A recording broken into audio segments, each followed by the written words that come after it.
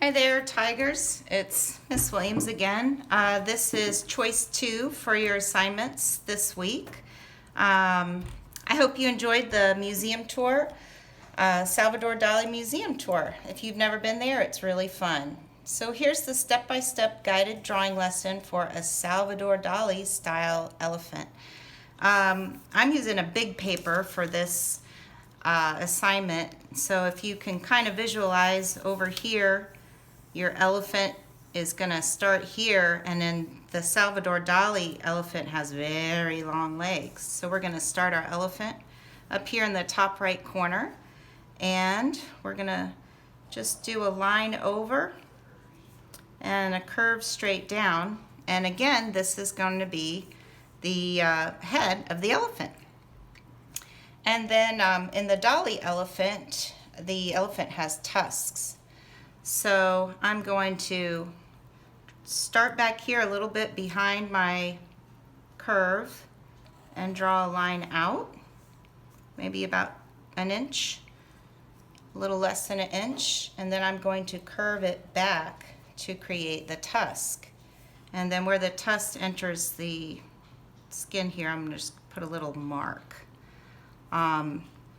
And then elephants, they have 2 tusks, so the one on the other side of the head wouldn't show up so much. So I'm just going to do a little line out and a point back to the side. So we have the top of the elephant's head.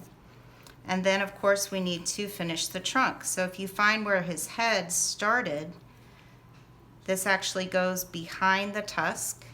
And then we're going to do another little J. Just a letter J, and then we'll want to put the snout on our elephant, like a little backwards number 3, and then follow our J back up the side, and you want to make sure it gets a little bit wider.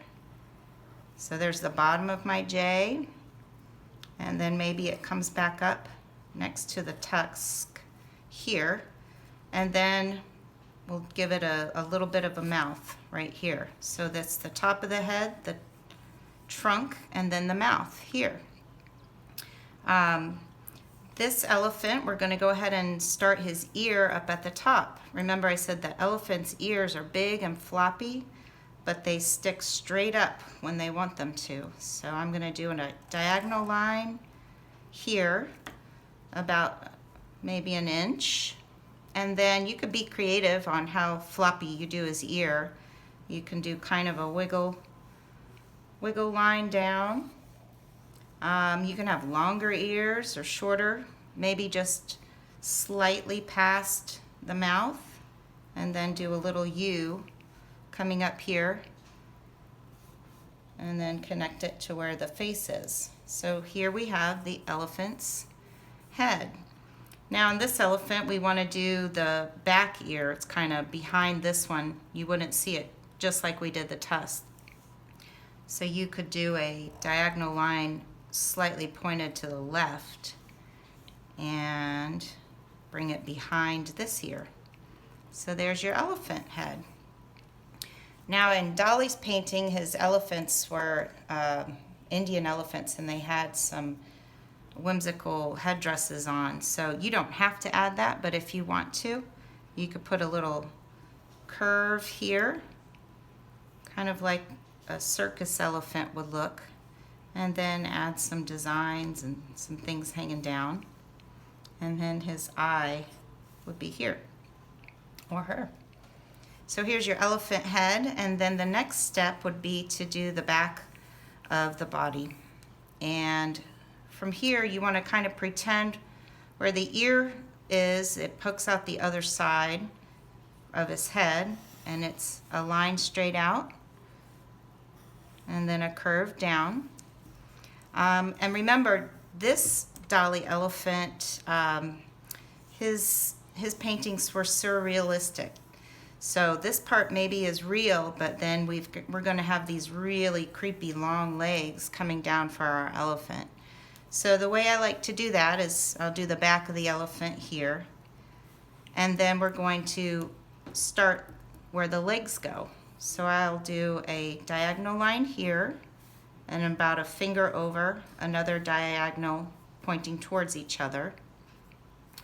And then I'll do the same here, a little diagonal this way, and another one pointing towards each other. You can still draw the elephant's belly.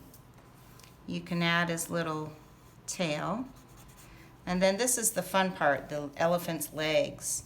You want them to be very long. I'm gonna have to stand up and see if you can see my camera. Yep. So maybe my front leg is pointing out, and then he's got a bent knee, and it goes all the way down to the bottom of my paper. And then I'm just gonna put some elephant toes at the bottom. You can do that later if you want, and just get the front leg drawn. This would be the back leg, and I'm gonna make this one just straight all the way down to here, and then put some of my silly little elephant toes on my surrealistic elephant. And then now we want to do the legs that are on the behind on the other side of our elephant. So if this is the front leg, the other leg would be right next to it. So I'll start that here. Sometimes it's easier to do a little line and a little line, and then make it as long as you want it to be. I'm going to put this line here, and then add his little foot. And then our fourth leg, it's going to be bent like the front leg. So I'm going to angle it, kind of like I did this one. Have it bend near the same place.